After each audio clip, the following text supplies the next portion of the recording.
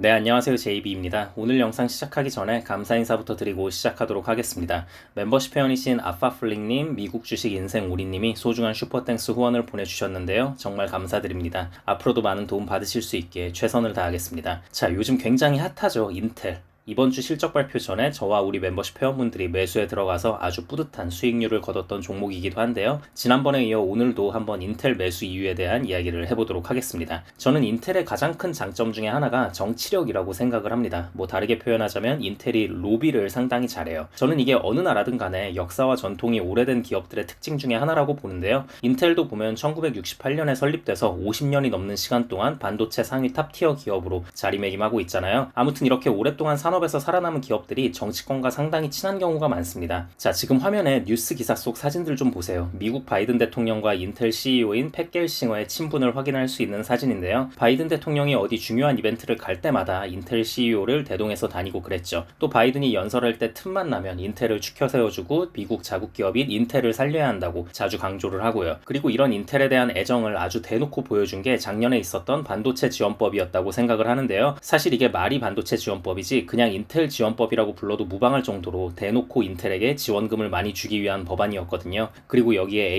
ASML한테도 인텔한테 EUV 장비 먼저 주라고 은근히 압박 넣고 그랬었죠. 그래서 그 구하기 힘들다던 ASML의 최신 EUV 장비도 인텔은 손쉽게 구할 수 있었습니다. 그리고 인텔이 얼마 전에도 보면 독일이랑 이스라엘에서 역대급 규모의 투자 지원금을 따내기도 했잖아요. 여러분, 이런 모든 상황들이 우연이 아닙니다. 그냥 이뤄진 게 아니에요. 특히 어느 특정 기업이 해외에서 뭔가 투자 유치를 독보적으로 많이 따내고 이런 거는요. 알 사람들은 다 아시긴 할 텐데 정부 차원의 적극적인 지원이 없으면 사실상 불가능한 부분이거든요. 아무튼 지금 인텔은 미국 정부의 사랑을 온몸에 듬뿍 받는 기업이라고 보시면 되고 저는 이것이 인텔이 가진 정말 강력한 무기라고 생각을 합니다. 지난번에 제가 인텔 관련한 영상 올리니까 어떤 분이 그러시더라고요. 아니 근데 인텔이 옛날에나 인텔이지 지금은 그냥 미국이 밀어주는 거 말고는 아무것도 없는데 굳이 그렇게 미래 전망을 좋게 볼 필요가 있냐고 말하는 분들이 계셨는데요. 저는 이런 분들한테 드리고 싶은 말씀이요. 아니 미국 국가 차원의 지원이 얼마나 대단한 건데 이걸 왜 빼고 생각을 합니까? 정치권과 얼마나 친하며 이로 인해 투자금과 지원금을 잘 끌어낼 수 있는지에 대한 부분은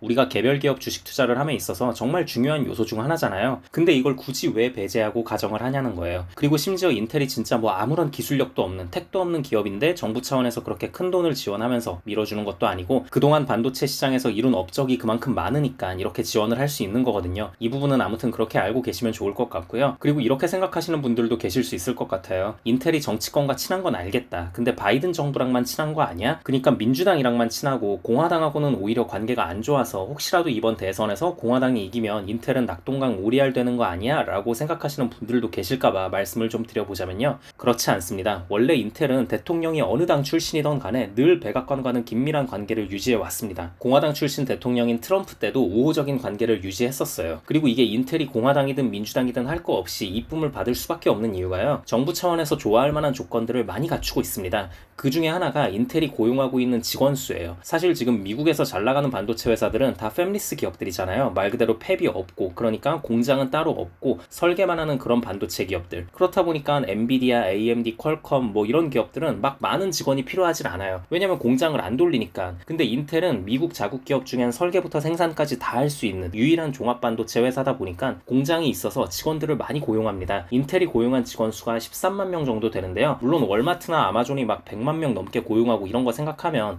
저게 많은 거야? 하실 수도 있는데 반도체 기업이 저 정도 수의 직원을 지니고 있다는 거는 정말 엄청난 규모라고 보시면 되거든요. 참고로 요즘 세계에서 제일 핫한 주식인 엔비디아에 속한 근로자 수가 2만 6천 명입니다. 그리고 AMD 직원 수가 2만 5천 명쯤 되고요. 그리고 퀄컴이 그나마 좀 많은 편인데 그 퀄컴이 5만 명쯤 됩니다. 그러니까 무려 엔비디아랑 AMD랑 퀄컴을 다 합쳐도 인텔 하나가 창출하고 있는 일자리 수에 못 미치는 거예요. 그러니 당연히 미국 정부 입장에선 인텔이 너무 소중할 수밖에 없는 겁니다. 그리고 또 러시아 우크라이나 전쟁 터지면서 탈세계화가 진행되고 또 중국하고도 계속 이념 전쟁도 해야 하는 이런 상황 속에서 아시아 쪽의 생산 라인만 믿고 있기보다는 미국 자국 기업을 키워서 자체적인 생산 능력을 키워야 한다는 부분은 공화당 민주당 할 거 없이 다 동의하고 있는 상황입니다. 그래서 저는 앞으로도 인텔은 미국 정부 차원의 전폭적인 지지를 계속해서 받을 것으로 보고 있습니다. 그리고 이런 부분들은 인텔의 미래 전망을 좋게 볼 수 있는 중요한 요소 중에 하나라고 생각을 합니다. 그럼 또 조만간 인텔 추매에 들어가게 되면 멤버십 회원분들께는 실시간 커뮤니티 게시판을 통해 바로 말씀드리도록 하겠습니다. 감사합니다.